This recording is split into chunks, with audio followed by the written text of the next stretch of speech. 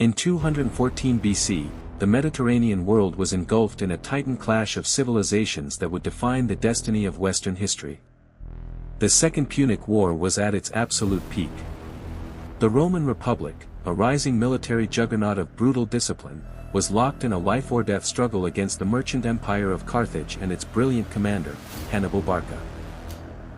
Every corner of the Mediterranean was forced to choose a side, and standing directly in the eye of this geopolitical storm was the city-state of Syracuse.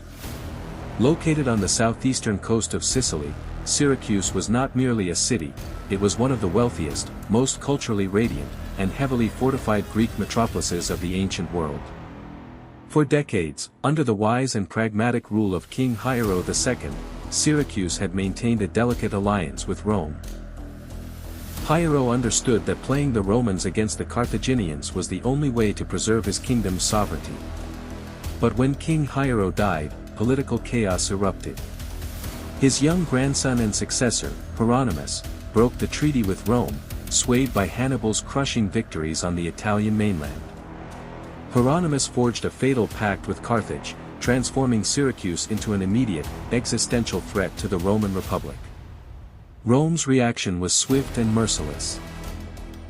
Sicily was the breadbasket of the Republic and the strategic gateway to the Mediterranean trade routes. Losing Syracuse meant losing control over the entire region. The Roman Senate dispatched one of their most feared and ruthless generals, Consul Marcus Claudius Marcellus, known to his contemporaries as the Sword of Rome.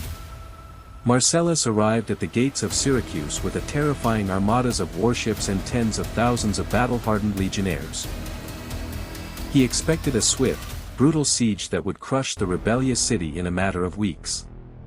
Yet, as the Roman fleet anchored just off the coast of Sicily, Marcellus was entirely unaware that he was about to wage war not just against soldiers and stone walls, but against a single human mind. Residing within the fortifications of Syracuse was a 70-year-old scholar who rarely cared for politics or warfare, Archimedes, the absolute titan of ancient mathematics, physics, and engineering. For most of his long life, Archimedes had dedicated his intellect to pure mathematics, geometry, hydrostatics, and the hidden mechanics of the universe. He was a man so consumed by abstract thought that ancient biographers claimed he would often forget to eat or bathe, drawing geometric figures in the ashes of his fireplace or tracing equations in the oil rubbed onto his skin. He regarded practical engineering as a secondary, crude pursuit compared to the pristine beauty of geometry. However, years earlier, King Hiero had convinced Archimedes to apply his genius to the defense of his homeland, funding the construction of an arsenal unlike anything the ancient world had ever witnessed.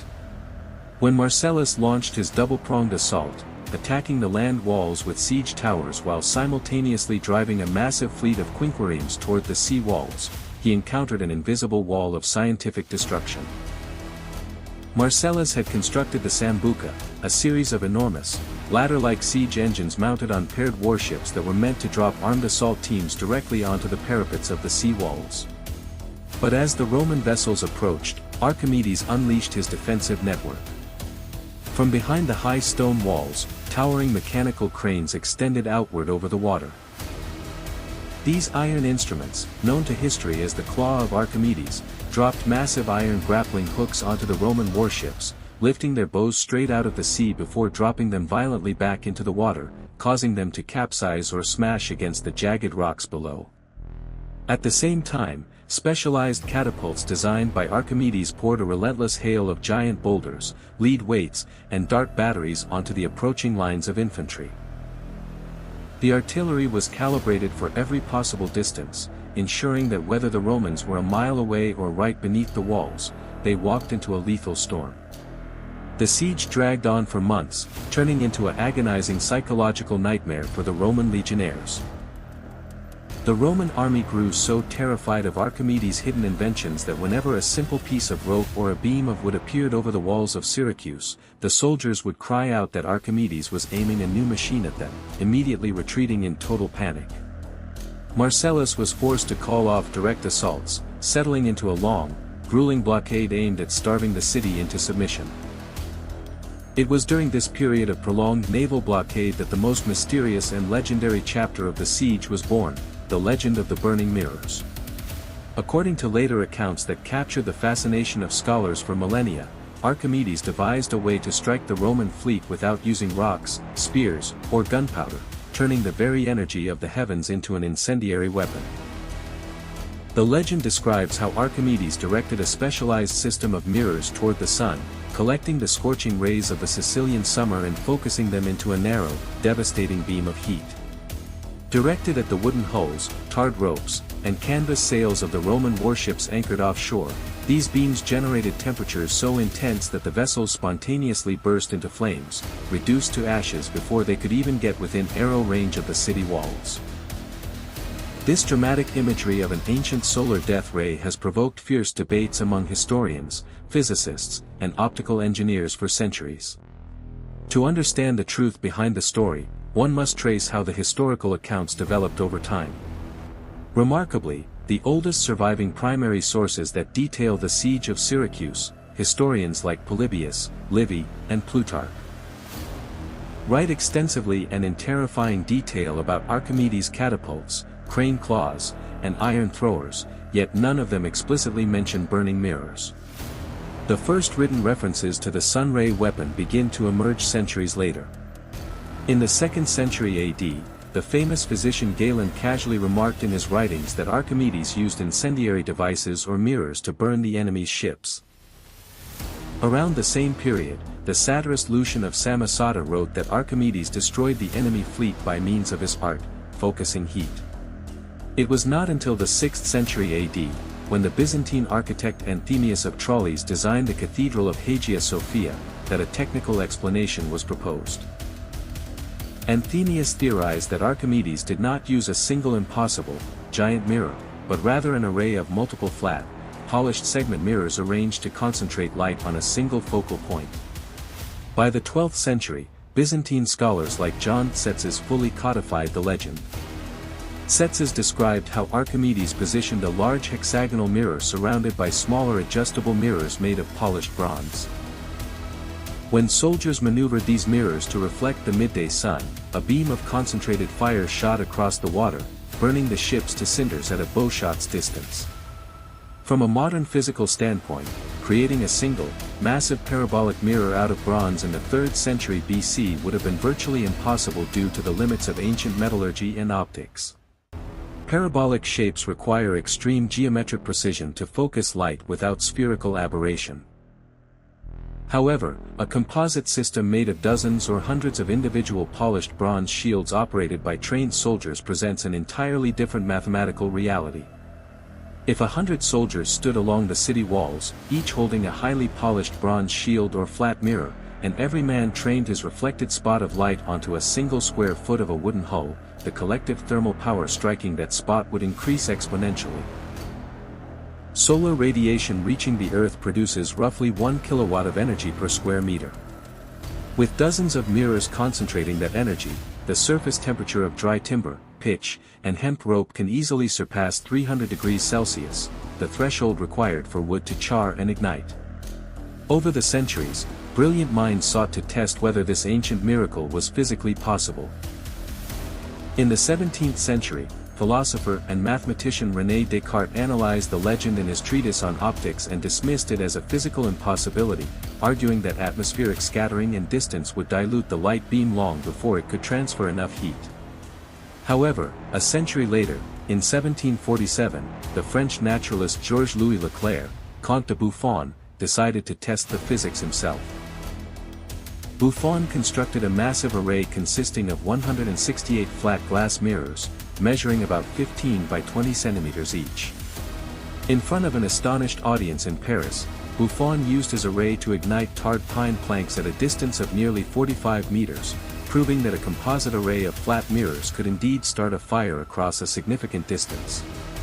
In 1973, Greek scientist Ioannis Syracuse conducted a famous field experiment near Athens. Syracuse lined up 70 Greek sailors, each holding a flat, copper-coated mirror measuring roughly 1.5 meters in length. When the sailors synchronized their reflection onto a wooden model boat anchored 50 meters offshore, the vessel began to smoke and erupted into flames within a matter of seconds. Decades later, researchers at the Massachusetts Institute of Technology conducted their own tests using dozens of square glass mirrors focused on a mock wooden ship. Under bright, unobstructed sunlight, the wood began to char and eventually burst into open flame. Yet, despite these successful controlled tests, experiments conducted by modern teams like television's Mythbusters highlighted the monumental tactical difficulties of using such a weapon in real warfare. On open water, waves cause ships to rock constantly, making it nearly impossible to hold a concentrated focal point on a single spot of timber for the 30 to 60 seconds required for ignition. Furthermore, sea spray wets the wood, drastically increasing the energy required to ignite it. This raises a crucial historical question: if setting ships ablaze on moving water was so technically difficult, what actually happened in the harbor of Syracuse to give birth to this immortal legend? Modern historians and military analysts have put forward several compelling hypotheses that bridge the gap between myth and reality. The most plausible theory centers on the concept of tactical blinding. If Archimedes directed hundreds of polished bronze shields at the approaching Roman fleet, the result would not necessarily be instant fire, but a blinding, disorienting glare of overwhelming intensity. A coordinated wall of focused sunlight striking the eyes of Roman helmsmen, rowers, and archers would render them completely unable to see, navigate, or defend themselves. Ships would collide with one another, run aground on rocks, or drift helplessly into the lethal range of Archimedes' catapults. To a Roman soldier blinded by intense glare and then hit by a barrage of flaming arrows and incendiary pitch pots, it would truly seem as if the sun itself was setting their ships on fire. Another hypothesis suggests a linguistic transformation across centuries of translation. In ancient Greek, the word used for incendiary devices or fire pots could easily be miscopied or reinterpreted by medieval scribes as the word for mirrors or reflective surfaces. What was originally an account of Archimedes using specialized catapults to launch pots filled with burning sulfur, naphtha, and crude oil might have slowly evolved in the oral tradition into a tale of glass and light. Ultimately, whether the burning mirrors were an early form of directed energy weapon, a brilliant system of tactical glare, or a legendary exaggeration, they represent the terrifying psychological advantage that scientific genius gave to the defenders of Syracuse. For nearly 2 years, Archimedes single-handedly paralyzed the military power of Rome. Yet, no scientific genius could alter the tragic reality of human betrayal. In 212 BC, after an agonizing 2-year siege, the Romans found their opening. During a night of festival celebrations dedicated to the goddess Artemis, when the city's guards were distracted and intoxicated, a small team of Roman legionnaires scaled a neglected section of the northern walls. They opened the gates from the inside, and Marcellus' army poured into the streets of Syracuse. Marcellus, deeply respecting the intellect that had thwarted him for so long, gave strict orders to his soldiers that Archimedes was to be captured alive and unharmed. But amidst the chaos, looting, and bloodshed of a falling city, a nameless Roman soldier burst into the courtyard of the great scholar's home. Archimedes was bent over the ground, entirely engrossed in drawing complex geometric diagrams in the dust. So immersed was he in his mathematical contemplation that he did not even realize the city had fallen. When the legionnaire demanded that Archimedes follow him to Marcellus, the old philosopher refused to leave, calmly telling the soldier not to disturb his circles. Enraged by the scholar's defiance, the soldier drew his sword and struck down the greatest mind of antiquity. The death of Archimedes marked the end of an era, but his legacy transcended the fall of Syracuse and the rise of the Roman Empire. The story of his burning mirrors lived on through the centuries, inspiring generations of mathematicians, inventors, and physicists during the Renaissance and the Enlightenment. Today, the principles behind Archimedes' legend form the cornerstone of modern green technology. On vast solar farms in the deserts of Spain, California, and the Middle East, thousands of computer-controlled, motorized mirrors called heliostats rotate smoothly to track the sun. They focus giant beams of sunlight onto a central tower, generating temperatures exceeding 1,000 degrees Celsius to drive steam turbines and produce clean electricity for millions of homes. The burning mirrors of Syracuse remain an immortal symbol of human ingenuity. They remind us of a time when a solitary thinker, armed only with geometry, optics, and an unyielding passion for truth, stood against the mightiest empire on earth, demonstrating that the light of knowledge will always burn brighter than the force of arms.